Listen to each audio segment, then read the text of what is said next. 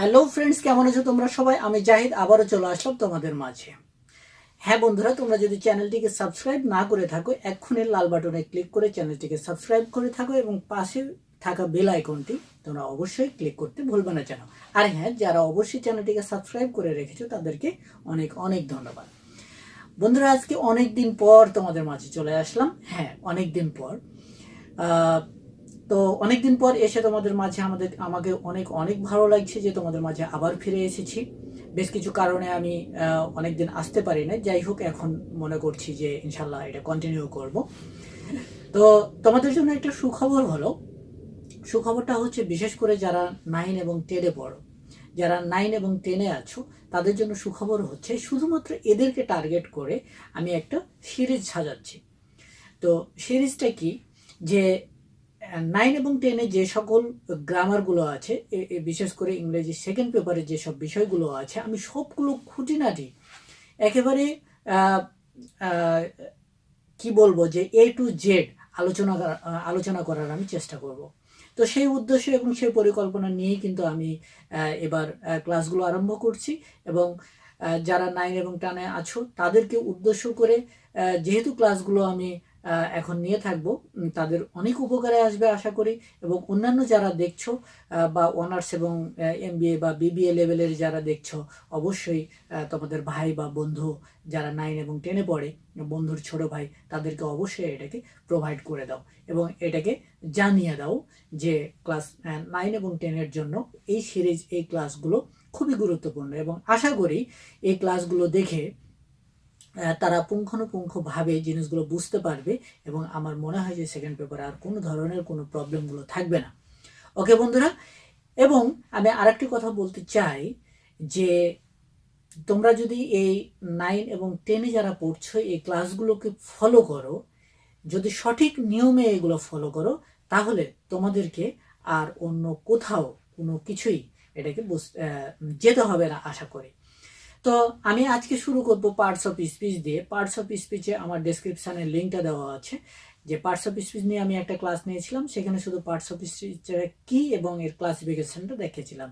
কিন্তু এই ক্লাসিফিকেশনগুলো আমার বিস্তারিতভাবে আলোচনা করা হয় নাই, বাট আমি পার্টস অফ স্পিচ দিয়ে শুরু করব এবং এই ক্লাসিফিকেশনগুলো একটার পর একটা আমি আলোচনা করব, ঠিক আছে?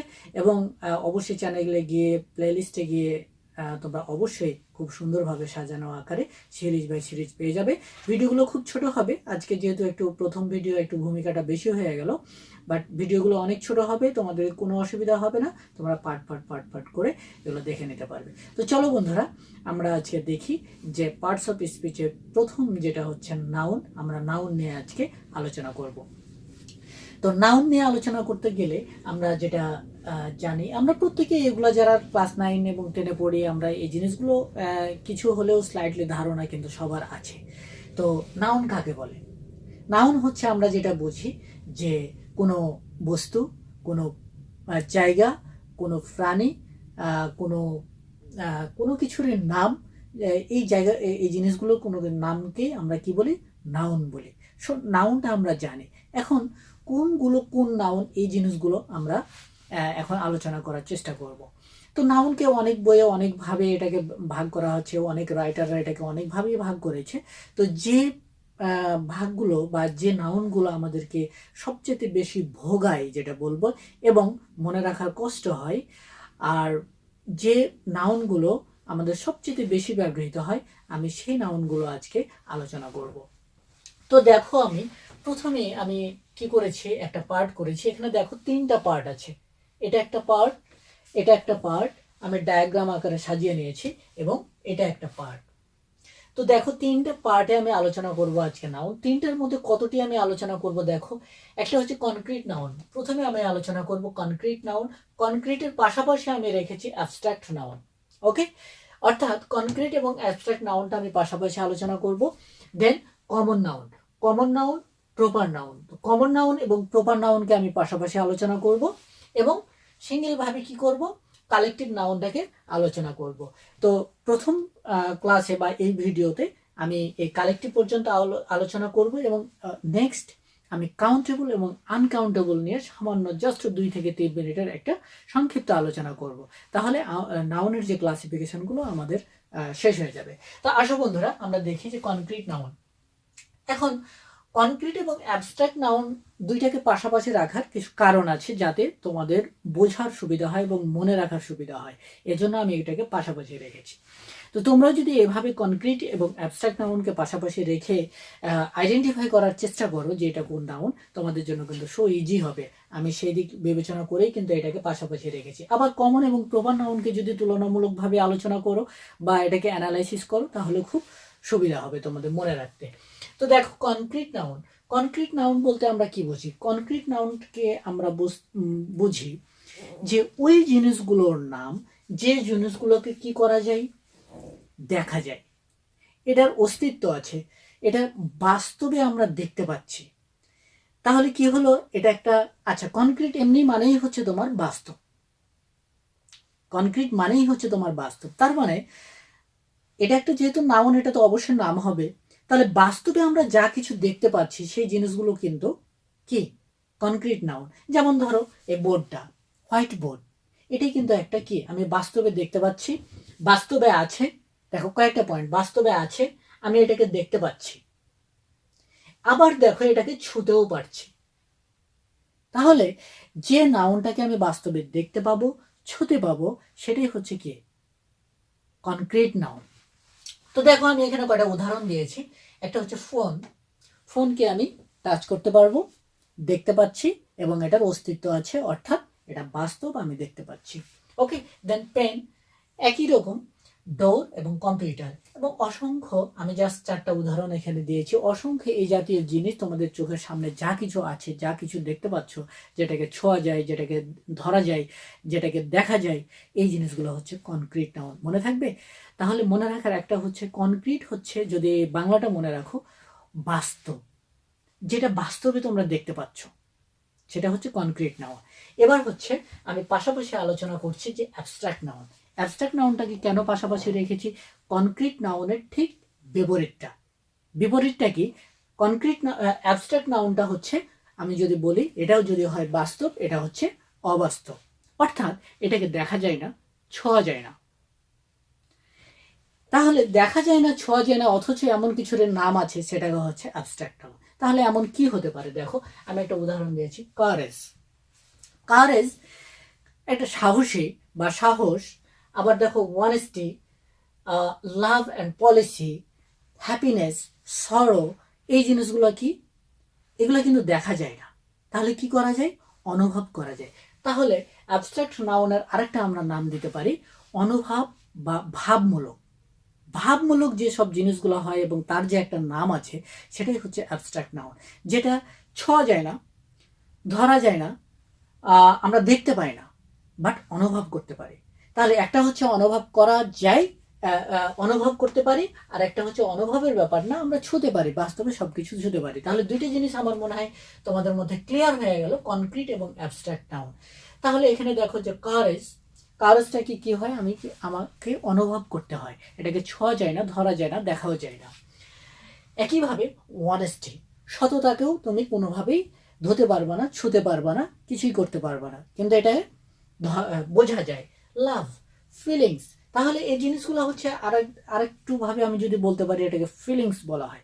ফিলিংসগুলোকে আমরাকে নাউন, ফিলিংসের যে নামগুলো আছে সেগুলো হচ্ছে কি অ্যাবস্ট্রাক্ট নাউন। তাহলে বন্ধুরা, আমি অনেকটাই পরিষ্কার করতে পেরেছি আমার ধারণা যে কনক্রিট নাউন এবং অ্যাবস্ট্রাক্ট নাউন পাশাপাশি কেন আলোচনা করেছি, এবং দুইটাকে আমি তুলনামূলকভাবে বোঝাতে পেরেছি। অবশ্যই বন্ধুরা, আমার মনে হয় না যে তোমাদের কাছে কনক্রিট নাউন এবং অ্যাবস্ট্রাক্ট নাউন আর কখনো কোনো অবস্থায় ভুল হবে। ওকে, এবার আমরা চলে যাই next, common noun and proper noun. Common নাউনটা কি এবং প্রপার নাউনটা কি, এই দুটাকে কিন্তু আমি পাশাপাশি রেখেছি। এখন দেখো, common, that means general noun, অর্থাৎ খুব সাধারণ যেসব নামগুলোকে বলা হয়, এবং প্রপার নাউন বলা হয় এটা কি বলবো, ইন্ডিভিজুয়াল, স্পেসিফিক নেম, এটাকে আমরা বলা হয় কি প্রপার নাউন। তো এখন আমি একটা জিনিস তোমাদেরকে যদি আমি বলি যে কি আছে, তোমার পৃথিবীতে অনেকগুলো দেশ আছে, তো অনেকগুলো দেশ আছে, সেই দেশগুলো এক একটা নাম আছে, তাই না? তো এখন যেমন ধরো আমি যদি লিখি কোরিয়া,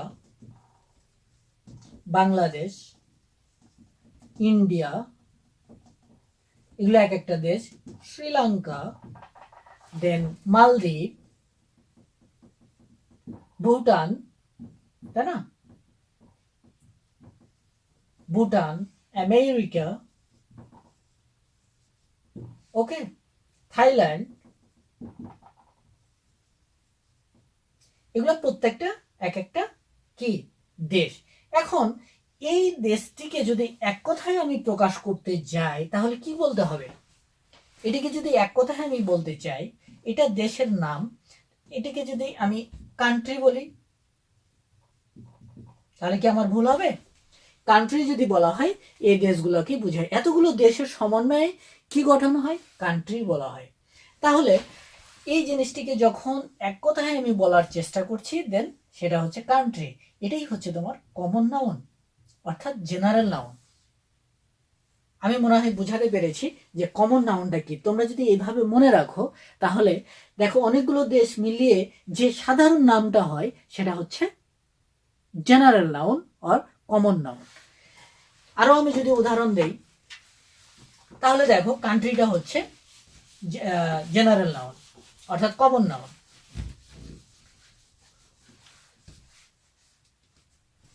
আরেকটা যদি বলি, যেমন পৃথিবীতে অনেকগুলো ভাষা আছে, তাই না? অনেকগুলো ভাষা আছে, যেমন ধরো বাংলা, হিন্দি, ইংলিশ, এগুলো এক একটা ভাষা। এই ভাষাগুলোর নাম এক একটা যদি ভাষা হয় তাহলে এটাকে জেনারেল ভাবে একটা কমন নেম কি দিতে পারি? ল্যাঙ্গুয়েজ। তাহলে দেখো ল্যাঙ্গুয়েজটা এখানে হচ্ছে কমন নাউন, আর এগুলো এক একটা ইন্ডিভিজুয়াল অর্থাৎ স্পেসিফিক নাম হচ্ছে কি? বাংলা, হিন্দি, ইংলিশ। তাহলে যেহেতু এটা নির্দিষ্টভাবে একটা বলা হচ্ছে যে বাংলাকে একটা নির্দিষ্ট করে বলা হচ্ছে যে এটা বাংলা ভাষা, নির্দিষ্টভাবে যখন বলা হচ্ছে হিন্দি ভাষা, যখন বলা হয় ইংলিশ ভাষা, তখন এটা হচ্ছে নির্দিষ্ট করে যেহেতু বলা হচ্ছে এটাই হচ্ছে তোমার প্রপার নাউন। তাহলে দেখো, এবং এটিকে একসাথে যখন কোনো নামে ডাকছি ল্যাঙ্গুয়েজ, এটাই হচ্ছে তোমার কমন নাউন। বুঝতে পেরেছো? তাহলে এগুলো হচ্ছে কমন নাউন আর এটা হচ্ছে কি? Proper noun. বন্ধুরা ক্লিয়ার? আশা করি যে তোমরা ক্লিয়ার হয়েছে। তো ঠিক এভাবে আমি কটা উদাহরণ দেওয়ার চেষ্টা করেছি। দেখো রিলিজিয়ন, রিলিজিয়ন আমি লিখেছি রিলিজিয়ন হচ্ছে কমন নাউন আর ইসলাম হচ্ছে প্রপার নাউন। দেখো রিলিজিয়ন, পৃথিবীতে ধর্ম, কত ধরনের ধর্ম আছে, তাই না? খ্রিস্টান, ইসলাম, বুদ্ধিস্ট, হিন্দু ধর্ম, এই কতগুলো ধর্ম আছে। তো এই ধর্মগুলোকে যখন আমি আলাদা আলাদাভাবে স্পেসিফিক করে দিচ্ছি তখন সেটা হচ্ছে প্রপার নাউন। আর যখন সবগুলো মিলিয়ে আমি ধর্ম বলছি, যে কমনলি একটা ভাষা বলছি যে ধর্ম, ওর কি ধর্ম, ওর কি ধর্ম, ওর ধর্ম, অর্থাৎ সবগুলোই কি? ধর্ম। এই ধর্মটা হচ্ছে তোমার হচ্ছে কমন নাউন। ওকে, ঠিক তেমন ভাবে দেখো ডে, ডে আর ডে হচ্ছে কমন নাউন, আর হচ্ছে সানডে হচ্ছে কি? স্পেসিফিক ভাবে আমি বলে দিচ্ছি এটা হচ্ছে প্রপার নাউন।